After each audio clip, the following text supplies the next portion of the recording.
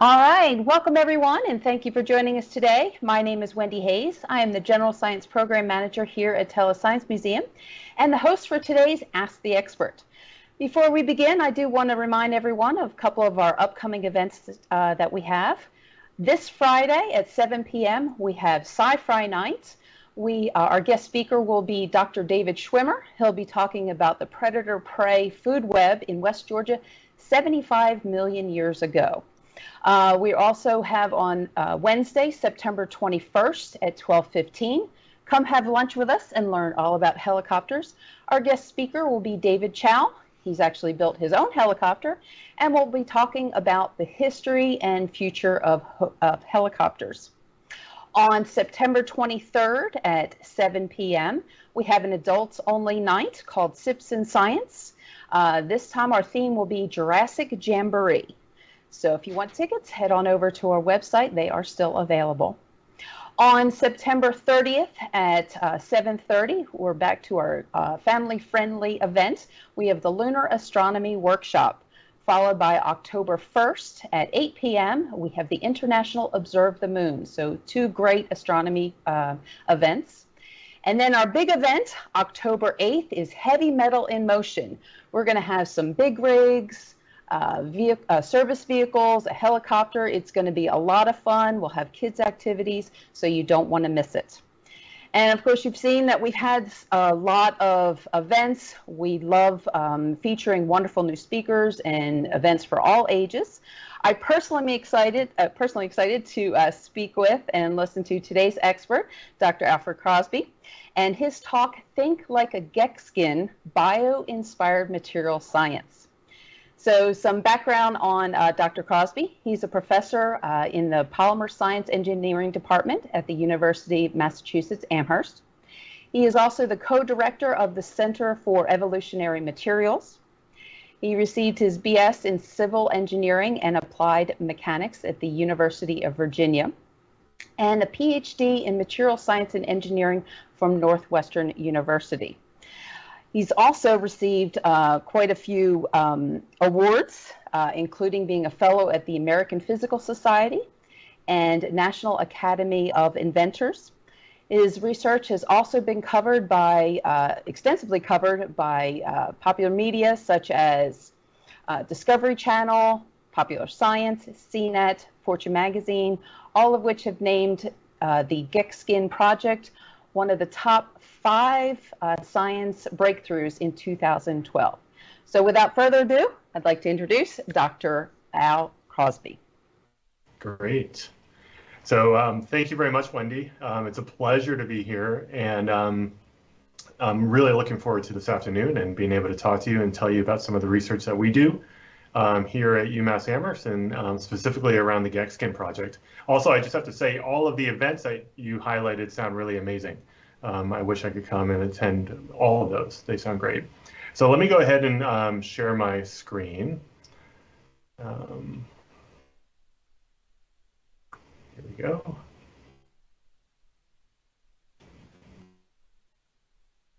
And is that okay? You can see everything, Wendy? No, not yet, just you. Just me.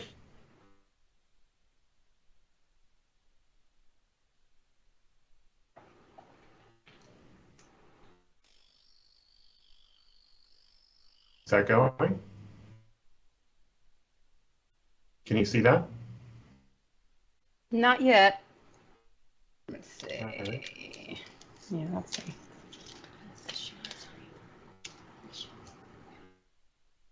He said he was trying to. Sorry about this. Yep, sorry about. No, that's okay. So what you'll need to do is on the share tray, click share. Yep. Oh, there we go. Perfect. Okay. Good? Yes. Can still see everything? Okay, great. Yes. Sorry about that, everyone. Okay, so like I was saying, I'm going to jump right in. I'm going to tell you a little bit about the research that we do up at UMass Amherst. We work on a large variety of projects, all related in some way to bioinspiration. But today I'd like to tell you about story behind Geckskin and how we came to work on this and some of our contributions to this area of science. Before I get into the details of some of the amazing things that this animal and the material that we developed inspired by this animal can do, I'd like to also introduce all of the other people that have really been a part of this research over the many years that we've been involved in it. First and foremost, I'd like to introduce Duncan Urshik over here on the left. I'm going to change my pointer here to be a laser pointer. So Duncan is a professor of biology here at UMass Amherst, and I'll tell you a little bit later about how he and I met. But he studies animal locomotion, and he and I have been. It's been a great collaboration over the last many years. Mike Bartlett was a PhD student in my group. He's now a professor at Virginia Tech. Andrew Kroll was a postdoc in my group. He's now a professor at North Dakota State University. Dan King was a PhD student in my group. Mike Imbergia was a PhD student in my group. Beth Parrott was an art history major. So those of you that like art, you can see that you also have ways to get into science. She was a wonderful part of this project. And Satyan Chowdhury was a PhD student also in my group. So I'm going to jump right into it. And geckos, probably as many people in the audience today realize, geckos are pretty amazing animals. There's thousands of species of geckos, and they live all around this world.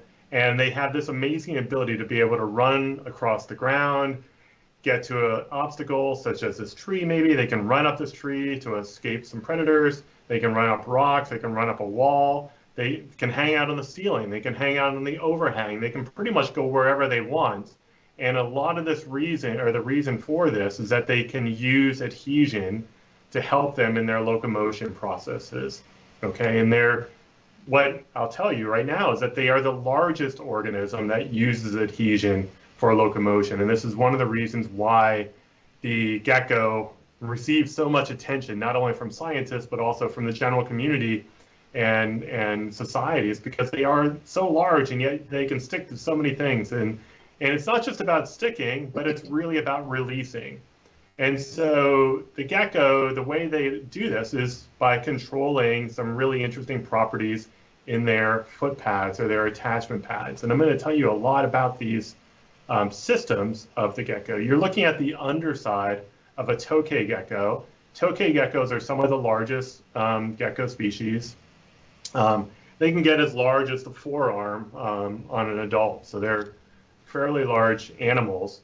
And they can not only attach, so we all talk about adhesion and how sticky they are, how they can use their stickiness, but really the innovation is on how they release. So they can actually not only stick, but they can break that interface or detach from a surface when they want to, and then reattach. And it's that detachment that is really amazing. And if you think around to our engineering world of society and technology that we live in right now, we can make a lot of things that actually stick really well. We have lots of glues and lots of tapes and lots of things that can hold things together and stick things together. But when you go to peel off that duct tape or break that glue, that super glue off something, you can't like break the super glue and then use it again, right? That's the problem with where we are from an engineering point of view, is we can make things stick really well, but we can't release them like the gecko can. And so this is one reason why scientists and engineers have been fascinated to try to understand what's the secret behind the gecko in terms of using adhesion and, more importantly, releasing adhesion. So the title of the slide is Answers Are Rarely Found on the Surface. And I'm going to start off telling you that a lot of the focus on trying to understand how geckos worked began at looking on the surface, okay, the surface of the toe pads of the gecko. And as you watch the evolution of this presentation today and we start discussing what we discovered, is that it's not exactly everything that's on the surface, but it's a lot about what is below the surface and within the body of the gecko, of where the secrets are held. So the gecko toe pads are shown here. This is just an optical picture, and you can see that each of the toe pads have these rows of lamellae. And if I take a higher magnification look within these lamellae, I see some pretty amazing structures. Over here on the right is a scanning electron microscope image of these setae features. These are called setae, and these are within each of these rows or each of these lamellae. These setae are made of keratin, so they're made of the same material as your hair or your fingernails, things that we all kind of can feel and are familiar with. But they're considerably smaller. So if you look, this scale bar here says that it's 25 microns. So I'm going to tell you about 2 of these bars. So if we draw a line this long, that's about the diameter of one of our hair. If you feel your hair, one hair is about that thick in diameter. The gecko's setae are much thinner, and if I go into the tip of these setae and I use a higher magnification microscope, even a higher magnification one, there's lots of little hairs even at the tip of one of these longer hairs. And that's what this picture up here is showing. These are the spatulae, so they're just smaller and smaller and smaller hairs. In fact, this is now 200 nanometers is the length of that line. And so this tip here is around 200 nanometers. So one hair is several hundred times smaller than one of our hairs. And what's amazing is that the thickness of this gets down to a single molecule at the very tip. So these are amazing nanoscale features or nanoscale structures that decorate the toe pads of the gecko. And many people started to see this and say, okay, these nanoscale structures are really amazing. They must play an important role in controlling adhesion and giving rise to the properties that the gecko kind of displays. And so a lot of different scientists and engineers, including our research group and many other research groups, such as Mark Kukoski's group out at Stanford, and this is Professor Lee's group out at Case Western University, started to try to make surfaces that out of engineered materials or synthetic materials that look like this. And by doing that, they were able to demonstrate that they could have adhesion, but they couldn't really get it to work on much larger size scales. In fact, if you try to, this is a picture over here of taking a little piece that's about the size of a fingernail, little piece of silicon that is covered with carbon nanotubes. If you made this little piece of silicon a little larger, this textbook actually falls. It doesn't stick anymore. And so this is something very different than I think all of us are used to in terms of controlling adhesion. Because if you have a poster that is falling down because you're holding it up with Scotch tape, if you want to hold up that poster, you put more tape on it, right? And it actually holds up the poster. Here, that's not the way that it was working. And this is where we started, our research group here at UMass Amherst started to take a step back and say, okay, there must be more to how these systems work that we need to understand. So just to explain this a little bit more from a science point of view, since we are here at the Science Museum and on Ask the Experts, a lot of the reason for this prediction that if we make materials with these little hairs on it, that it's going to hold up adhesion, started by looking at graphs like this. And these were made by a couple scientists and engineers who I know quite well. And what they did is go through and look at different organisms in nature. So like beetles and spiders and lizards, these are some of the geckos and flies. And they counted the number of these hairs per area. So the number of setae per area, that's up on this axis. And they plotted it as a function of the mass or how large these different organisms are. And so if you look at this, it looks like, okay, if I want to hold up something large like a lizard, or even if I want to hold up a person, which is going to be out here, then I need to put more and more hairs per area. That means I need to make these hairs even smaller. And that looks like a natural prediction here.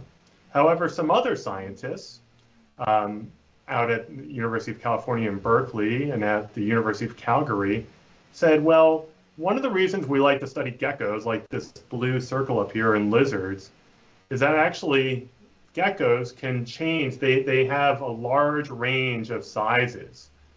So they can actually change, they have mass or different size geckos that vary in size by over 10,000 times. And so if we look within this circle up here, we should actually see if the number of hairs change per area. And that's exactly what this plot shows here.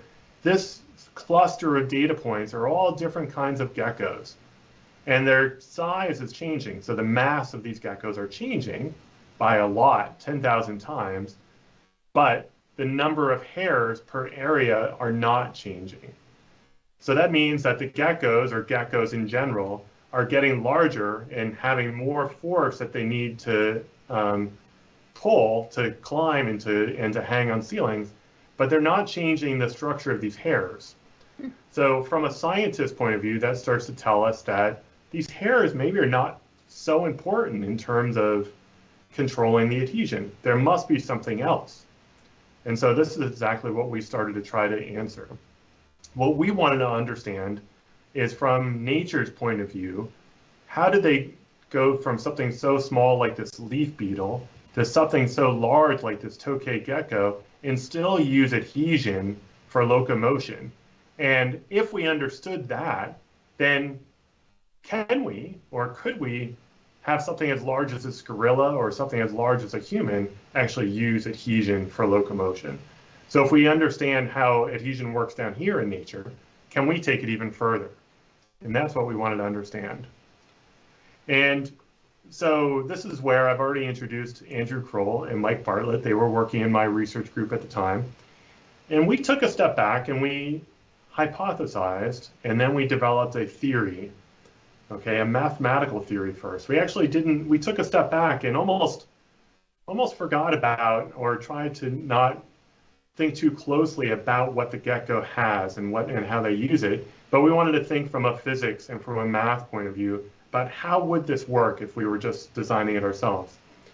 And this developed into a theory which allowed us to have a prediction that the strength or force capacity is going to be of an adhesive that a gecko uses is going to depend upon three parameters or three components.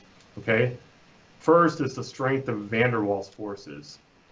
So van der Waals forces it's a really fancy name, but it's a force that exists between any two materials. So if I bring my finger into contact with another finger or into contact with a table, there's always van der Waals forces that exist, and they're just little, they're called, they're kind of like temporary dipoles of where electrons will associate on either side of the interface and allow us to have a small attractive force. They exist between any two materials, okay? And they're even at the heart of things like Scotch tape or duct tape. Van der Waals forces are everywhere.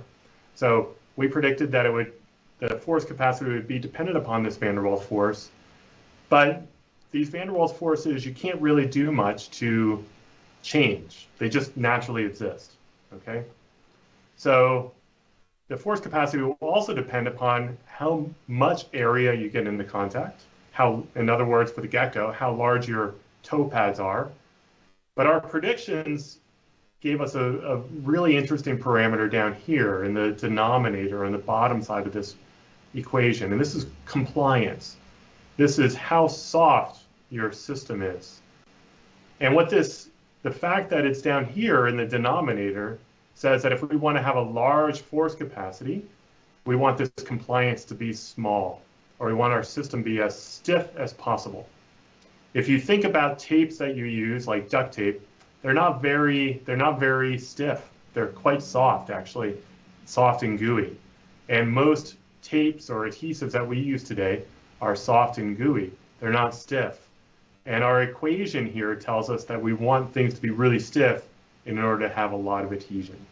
And so we needed to test this theory. We did all of this just by thinking about it. If you wanted to see if anybody in the back or in the audience is interested in math, this is what it looks like all mathematically, but I'm not going to focus on this too much. There's some real math behind it. And so we went through and we tested hundreds of different materials. And these are some of the data points from the measurements we made in our lab.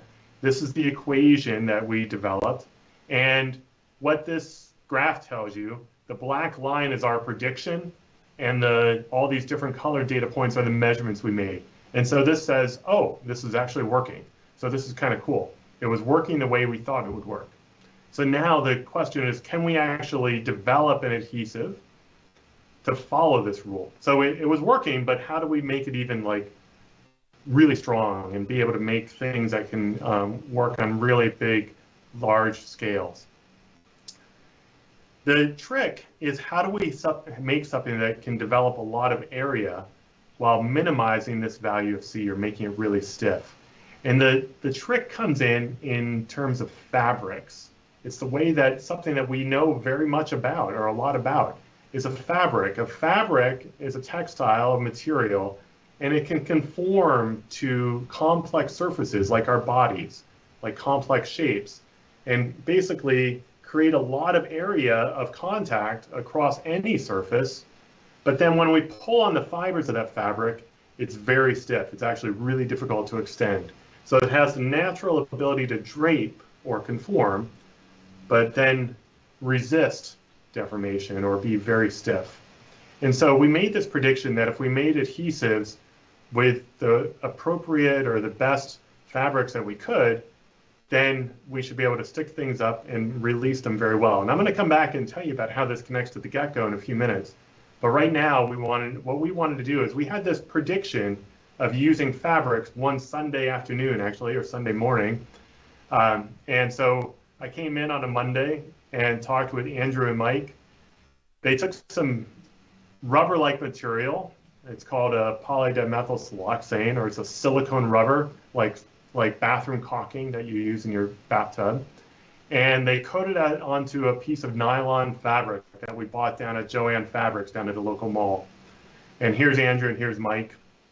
And you're going to see that same day, they made a piece that's about the size of my hand, okay? So it's about the size of my hand. And they're going to bring this, they're going to hang up a 45-pound plate, and they're going to hang it up onto a very smooth surface. This is a piece of plexiglass. So it's just a piece of plastic. And you're going to see how easy it is. This is something you wouldn't do if you had like Scotch tape. Scotch tape would not hold this up. So you hold it up quite easily, and then they're going to tilt it just a little bit, and it's going to fall right off, okay? And you can't hear the bang, but there's a big bang there. What I didn't tell you is, in that theory, when we developed that theory, we actually put a very special condition on it, that the adhesion would either be on or off. It'd be unstable, or what we call unstable attachment. And the fact that when they tilted this, it snapped off and banged on the floor, that actually follows our predictions. And that was a really important discovery or confirmation that we had. Because what this told us is, okay, this worked right away with nylon, but nylon is not very stiff if we compare it to carbon fibers. Carbon fibers are really stiff materials. So if we make a fabric out of carbon fibers and make the same adhesive device, then we should even get stronger. We should be able to hold up more than 45 pounds. And that's exactly what Mike Bartlett and Dan King did. And these are some of the pictures. At the time, we didn't call it Geckskin. That came a few years later, but this was the first types of Geckskin that we were making. And you can see here, it's completely smooth. This is looking down, and I have a picture of the, you can see the fabric, the weave of the fabric. These are carbon fibers that are woven together. And we coat them, in this case, this is not coated with a silicone. It's actually coated with a polyurethane-based material, but it's completely smooth. So this is, we take a slice through this picture here, and we're now looking at the thickness, or through the cross-section of that adhesive. Here are the carbon fiber bundles. These are carbon fiber bundles. And here is the elastomer, the polyurethane elastomer. And you can see it's completely smooth, because our math actually told us that we shouldn't make our surfaces with those little hairs. We actually don't want to have those little hairs on it. And I'm going to come back and tell you what it did tell us. It told us that we want these carbon fibers. And that's a really important part of these Geckskin devices. The minute we made these out of carbon fiber, we're able to hold up a lot more than 45 pounds. This is 250 pounds now with the same size pad. So the pad is about the size of a person's hand. Mike is just rolling it on. It's like that's a little foam roller just to make sure we have good contact. And they're now attaching it to glass. And we have these weights here and some safety shoes on, as you can see, just because if we drop any of these weights on, you could really hurt a person's foot. But they're now lowering these weights down onto this pad so that all of the force, this 250 pounds, is now supported by this adhesive pad. And they'll show you here in a minute. All right, now he's shaking that chain up there, so there's no force on that chain. They're going to do a little dance here because at this time, and this is at this time, when you're holding 250 pounds on a thin piece of glass, you can get pretty nervous. And you know, what I can't express to you over this video right now is that the feeling of this adhesive, it feels like bathroom caulking. So it doesn't feel sticky at all. You wouldn't even call this an adhesive, and yet we're holding 250 pounds. And so you get nervous. And so Dan and Mike wanted to show that they weren't nervous, so they started doing a dance to try to show people that they were quite confident. So now they're going to put the weight back onto the chain, and they're going to show you how easy it is to peel this off. Okay? And if you remember, the key to the innovation of the gecko is the ability to release it, to peel this off. And you can see it takes no force to peel that off, even though it was just holding 250 pounds. And I still have that Geckskin piece here. We can use it over and over and over and over again for years. It's now, at this point, it's about 13 years old, and it still works great in the lab. Wow. So smooth surfaces are one thing, but geckos obviously live in a world where roughness and surfaces are quite irregular and complex, like this Phelsuma gecko that's climbing on the bark of a tree. So we went on to expand and develop our theory to actually develop materials that can do this as well. I'm not gonna show you all the math. The math gets a little complex, but I'll show you what Mike and Dan came up with. These are really fast. We're just going around the building, and you can find this whole video up on YouTube if you search for Geckskin on everything. We go through and we hold this on stone, on drywall, on metal, on glass. We're not cleaning the pad in between or preparing the surfaces. You just spread it on with a little roller like that, or you could use your hand if you took a little bit of time. And just keep going around the building and hanging this up wherever you want. So that's kind of cool. Now, so math led us to understand how to engineer these materials. But what about the gecko? Okay, how does the gecko work?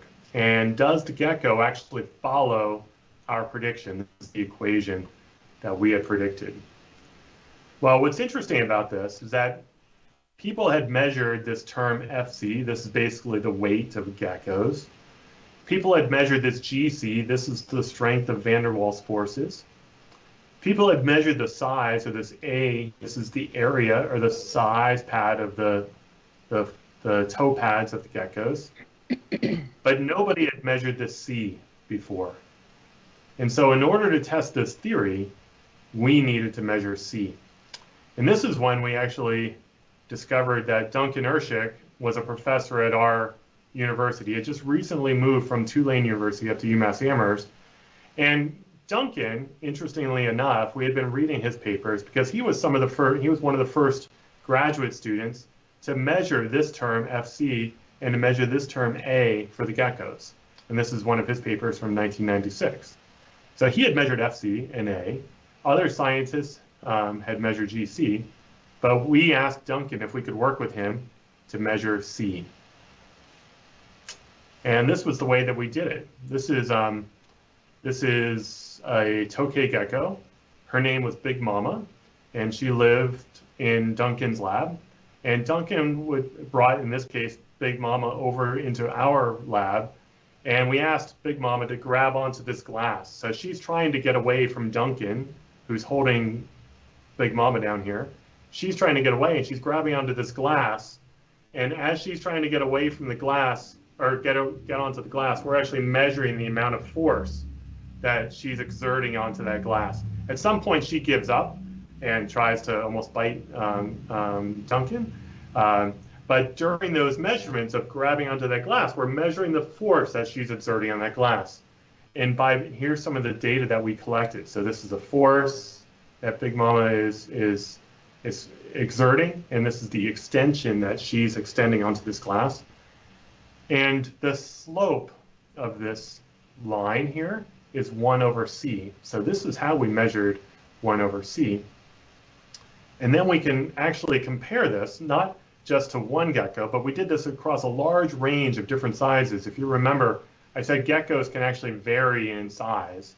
And so we went across a lot of different species of geckos. We made all of these measurements in the same way. And there were a team of graduate students that you can see here that were making those measurements. And here is the result. So the predictions are the lines, and the data are the data of the different size and different types of geckos. And you can see it does quite well. And what's interesting about this is that we discovered that the reason why the geckos can work the same way our math predicted is because the geckos have a really cool innovation below the surface. What they have is they have tendons, and you can see this is actually a graphic made by Beth Parrott, that undergraduate student art history student that I introduced earlier. They have tendons, these red lines here, that connect their bone into the skin. So in our bodies, tendons go from muscle to bone. Okay, they don't go anywhere near the skin. But in geckos, the tendon goes from the bone into the skin. And that allows them to have very small values of C, or their bodies are really stiff. Okay, unlike our fingers, which have fatty tissue right under the skin, which is really soft, or a large value of C. So by having tendons that go into the skin, they can actually keep that C value very small, and it allows them to have really large adhesion capacity and the ability to release whenever they want by peeling away. So what I'd like to just emphasize here, we were initially inspired by nature and by a lot of the interesting performance and kind of behaviors that geckos have. We then developed some theories and some math and tested experiments and developed new materials in our engineering lab. And this actually gave new insight and back to the biology about how biology works.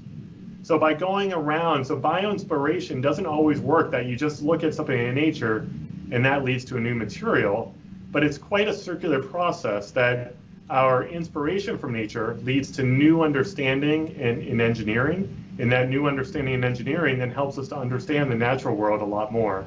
And it's this circular interaction and circular relationship that is really at the heart of bioinspired science.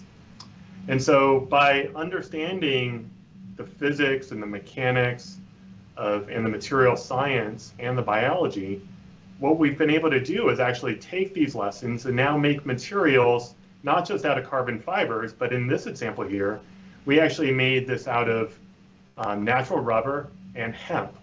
And so by doing this, we can actually make adhesives that are very strong. They can be used many, many, many times.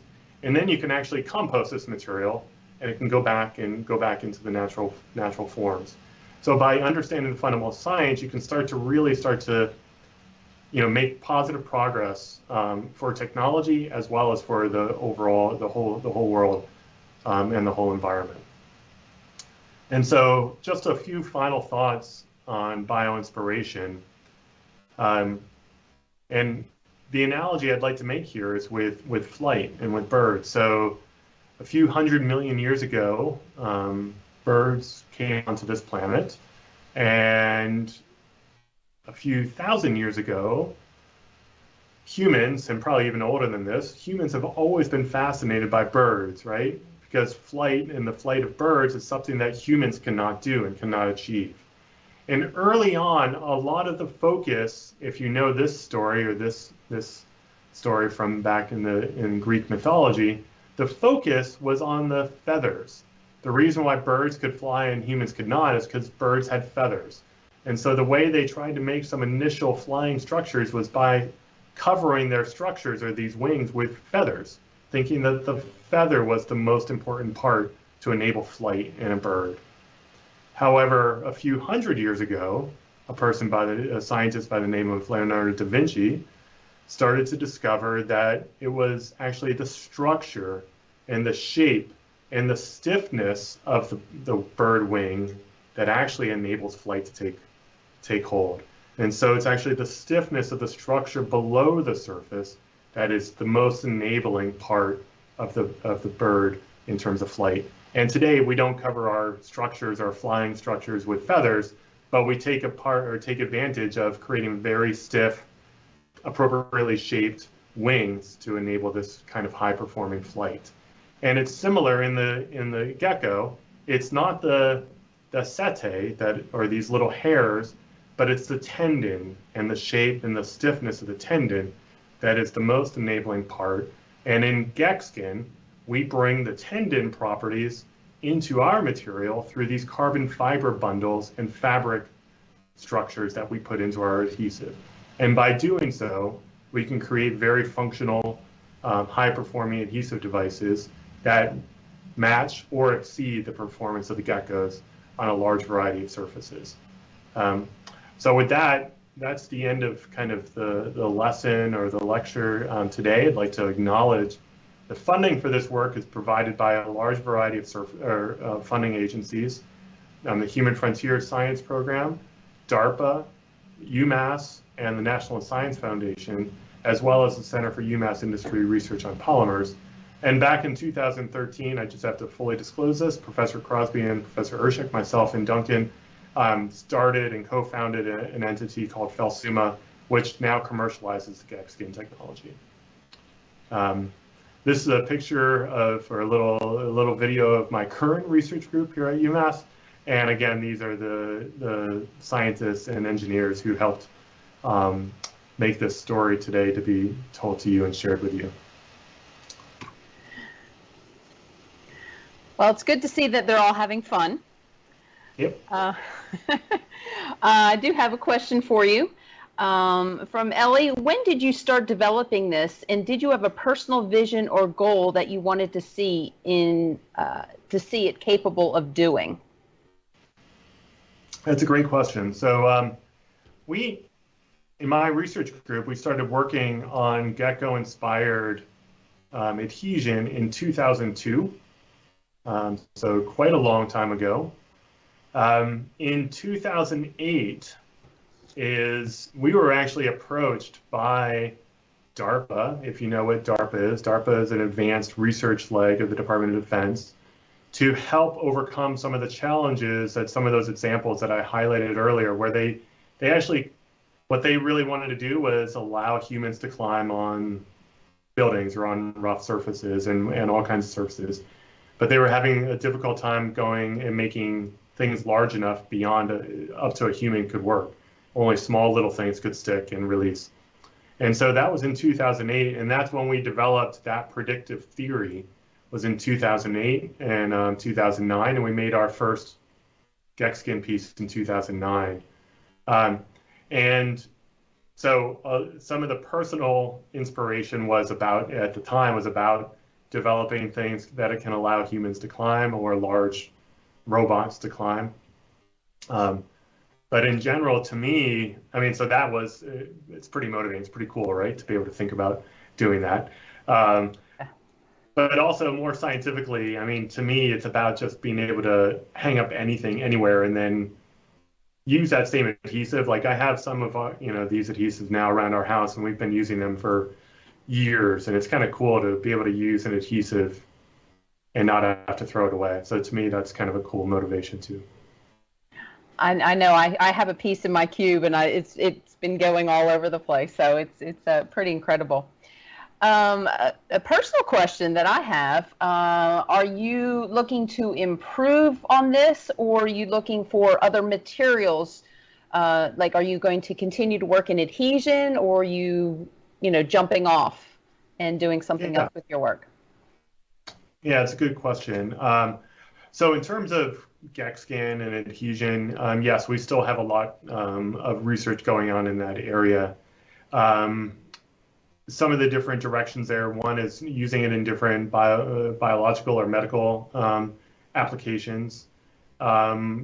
Most recently, though, and the one that I'm really interested in is actually using it in a lot of different space applications. So being able to attach and detach to things that are in orbit. And we're collaborating with some different companies to help bring that to reality. So that'll be pretty cool. We have, beyond adhesion, we have a lot of other projects that are biologically inspired. And one that we spend a lot of effort on right now is making very powerful movements. And this is in collaboration with a large team of biologists and roboticists. Like, how do we generate large power motion with very little energy in a sustainable way? And there's a lot of animals like the mantis shrimp and trap-jaw ants that do this using some pretty cool mechanisms. So that's one of the things that we're working on right now quite heavily. So also in different environments as well. I mean, I know that you had shown different surfaces, whether it's a rough surface, a smooth surface, and then you had spoken about in space. How about underwater and things like that?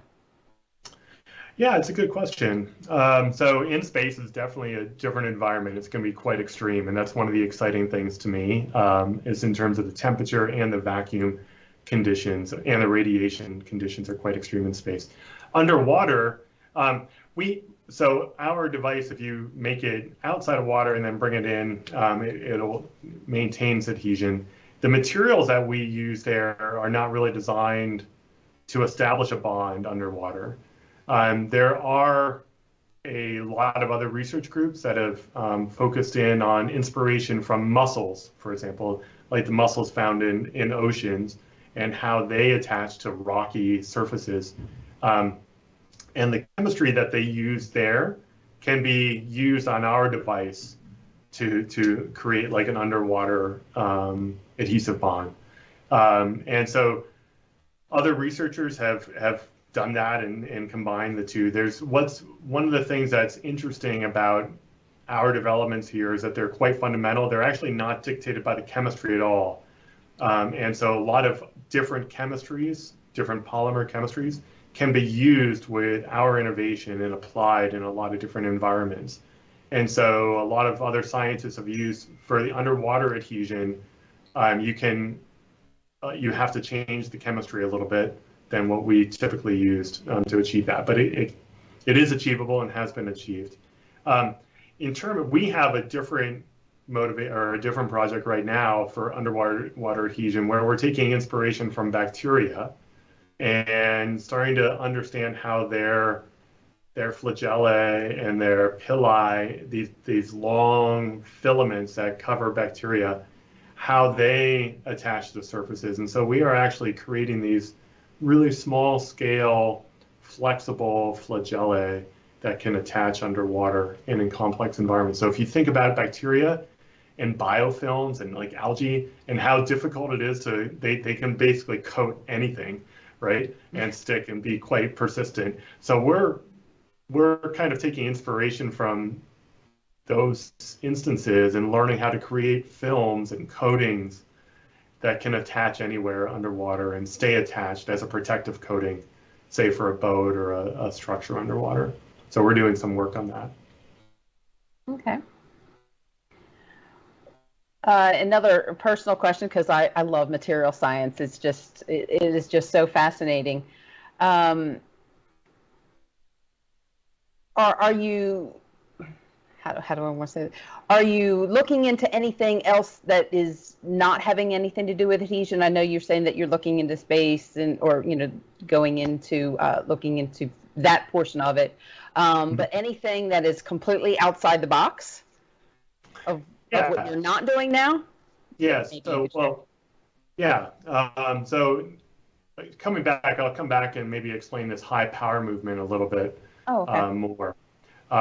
so because it's kind of interesting, we had a pretty interesting discovery about a year ago where maybe there's two projects that I'll highlight. One, I think everybody is aware of the poppers. So like little toy poppers that you have a little piece of rubber that's in like a shell, and you put that down onto a table and it'll pop up once, right?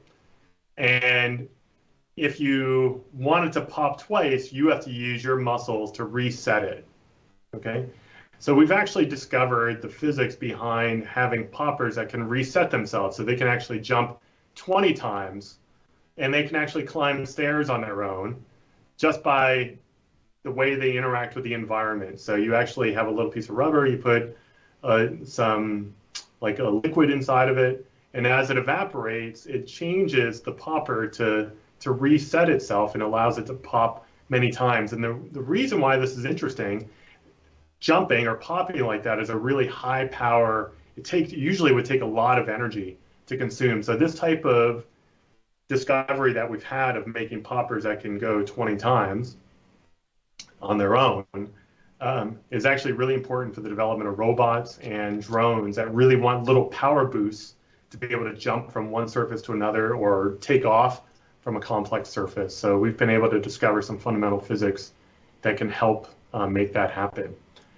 The other thing that's really that we're spending a lot of time and energy thinking about is how to create textiles and fabrics in a new way and in a different way. Our vision is we'd like to be able to shake a bottle and have the right ingredients inside, shake it, and all of a sudden comes out a piece of fabric. And the reason we want to do this is right now, and this I think I know around the Tellus region that the textile industry has had a long history, and textiles are the second largest consumer of energy in their production on this planet. So it's incredibly difficult to make fabric. It takes a lot of energy. It's the second most energy consuming process. And the reason is because of all the human labor and all of the machines that it takes to create a material like this. Okay, we can't achieve the same properties any other way. And so we've been developing new materials, actually, that you put a drop of water on, and they will instantly spin together into a braid. Okay, and so the idea here is that if we can have maybe a couple different drops of water, that we can not just go from a braid, but we can go from a braid to a weave. And eventually, hopefully, we'll be able to hit this goal of shaking a bottle and out comes a piece of fabric. And it'll take a lot less energy and a lot less consumption of resources to create. As you know, the textile industry, we all love new fashion and new clothes. So if we can make an impact on that, I'll be super happy.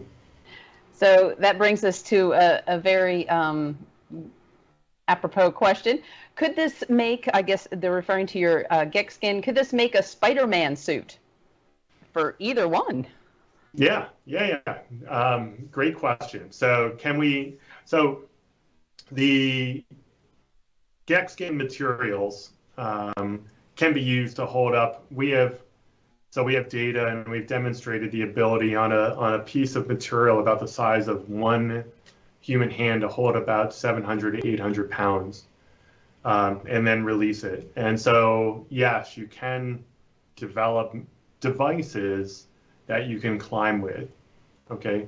Now, it won't be like a glove. You wouldn't want to make it like a glove based on the way that our math and the engineering tells you. There's other ways that you would want to construct that. It's not like you just take a glove that you buy down, at a local store and coat it with a special material. There's a special way to make the device to enable you to climb with it on surfaces. So it won't be a Spider-Man suit, but you can perform and do some of the things that maybe Spider-Man has done. All right.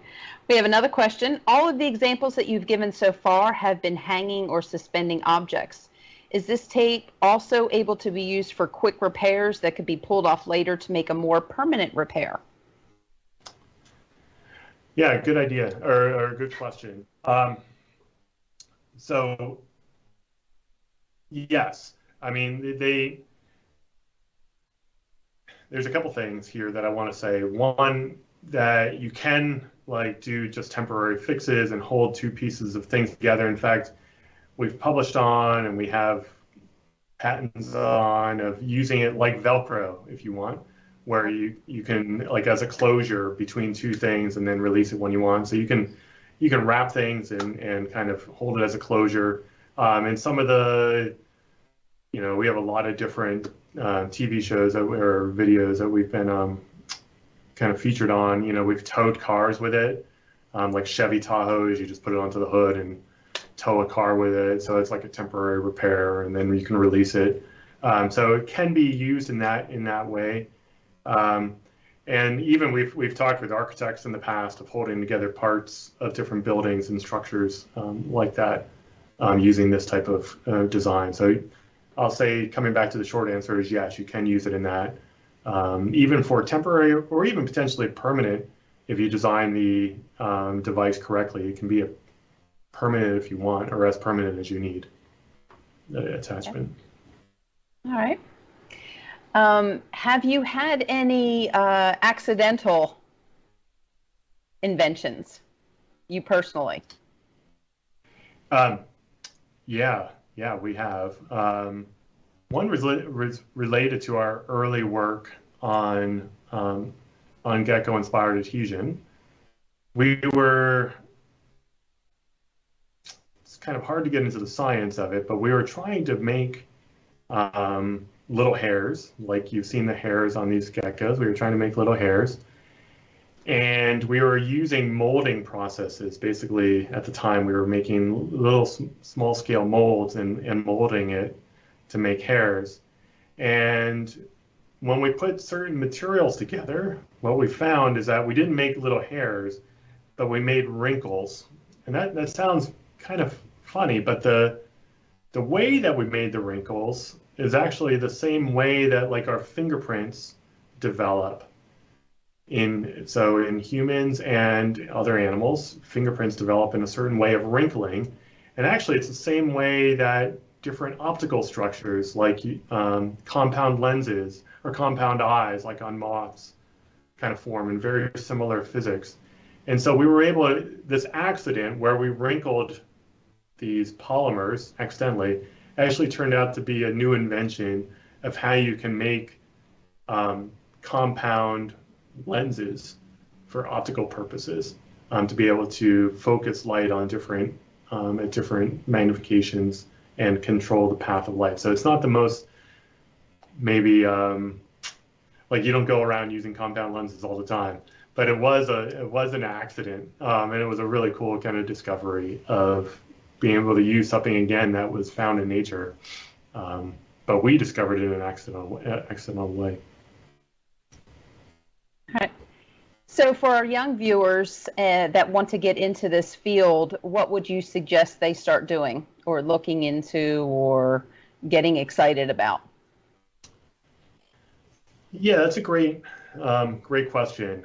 We work with a lot of students everywhere from kindergarten up through graduate school.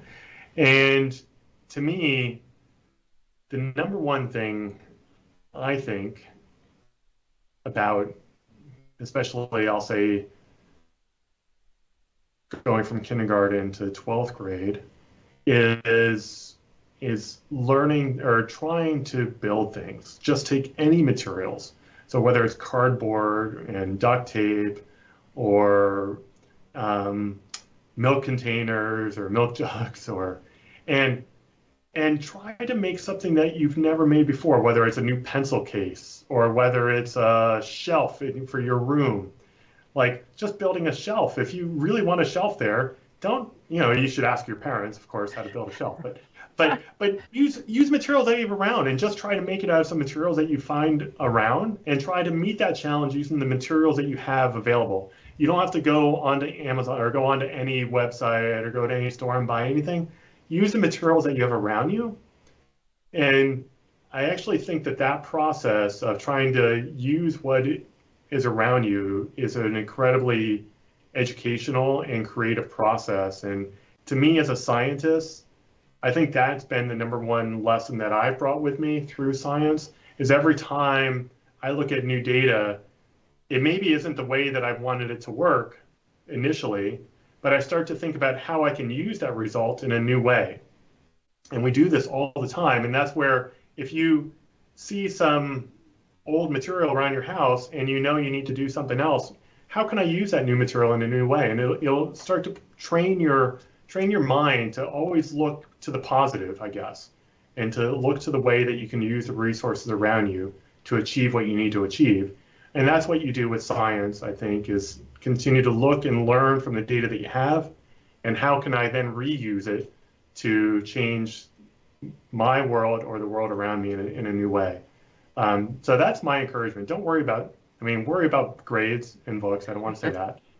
But really have fun and create and use what's around you. Don't worry about going out and buying a whole lot of other new stuff. Good. Well, we just have a few more minutes. Is there any last thoughts or advice that you'd like to give our viewers? No, just, the title of this presentation, and one thing that is stuck throughout our whole work here, stuck is used purposely, is think like Geckskin. And what that means is really don't, initially we were focused in, just like many other scientists, we were focused on these hairs. And it really took us stepping back and forgetting that those hairs existed almost, and started to understand how things work and how they could work. And then once we did, it started just opening up our world to all kinds of new ideas and piecing together. So I'll just leave it with think like Geckskin and have fun with science and engineering. Well, thank you so much for being with us here today. It's such an interesting topic. I love material science. We have a temporary exhibit with material science, so it's just been awesome. I also want to thank our viewing audience for tuning in, and those of you that are going to watch later. We also invite you to join us October 12th for our next Ask the Expert. We will have Dr. Brent Tharp here, and he will be talking to us about the invention of the cotton gin. So have a wonderful week, and we'll see you soon.